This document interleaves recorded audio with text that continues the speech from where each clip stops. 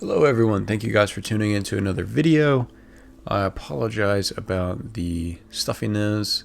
My allergies are kicking my butt lately, but I want to talk about the future of the Silent Hill series.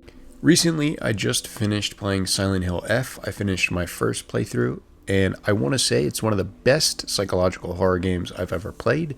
I think it really feels like the PS2 era of Silent Hill games. I absolutely love the combat. I love the narrative. I love the world building. I love the characters. I love the soundtrack. It was a really great game. I do understand how some people are a little frustrated with how the narrative was approached in terms of all of the endings that you need to get to really flesh out the context and just the overall story of the game.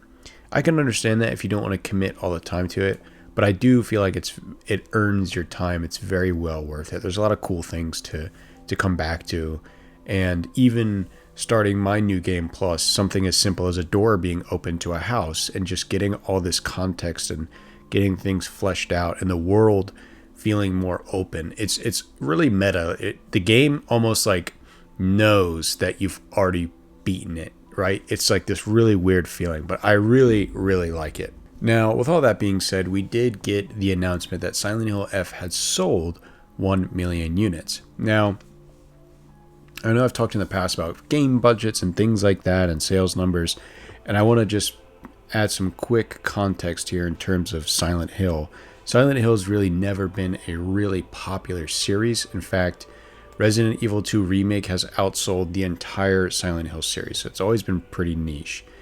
But we do know that Silent Hill 2 Remake sold 2 million copies, and it's very likely that the cost to develop that was pretty low due to the fact that Konami contracted Blooper Team to develop the game. And we know that Blooper Team developed Chronos, and they had the budget for that around 33 million. I believe it was either 28 to 33 million US dollars. Obviously, Silent Hill 2 is probably a little more than that, but I'd assume that they kept costs pretty low. And I'd also assume with them contracting NeoBart to do development on Silent Hill F, I would assume that yes, cost was also pretty low on that too. Now, that being said, return on investments are probably likely, which is good. They're also moving forward with new titles. It's rumored that Silent Hill Townfall will be releasing March 26th, 2026. It's also rumored that we might get another Silent Hill transmission later this month, which would make sense, because we also know that Silent Hill 1 Remake is officially in development by Bloober Team, and it's likely that, well, officially in development, meaning they've outright said it, but it's likely been in development for quite some time.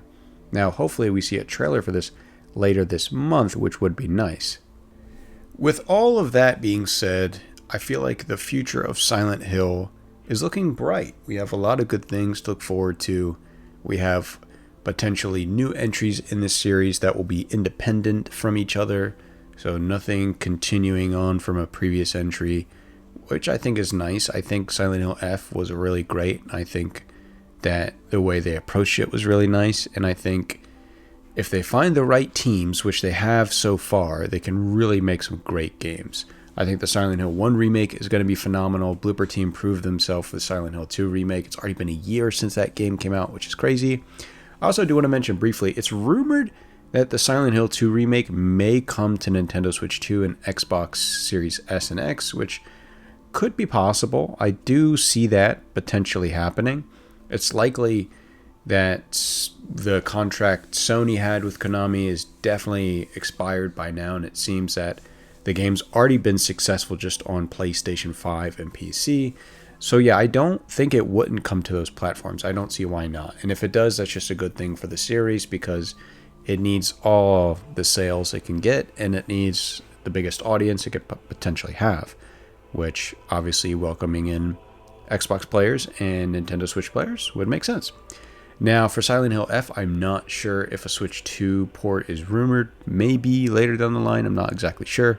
But either way, that would be a good thing too. We want more people to be playing the series so it can grow and Konami can keep on doing what they're doing with it, which has been great so far.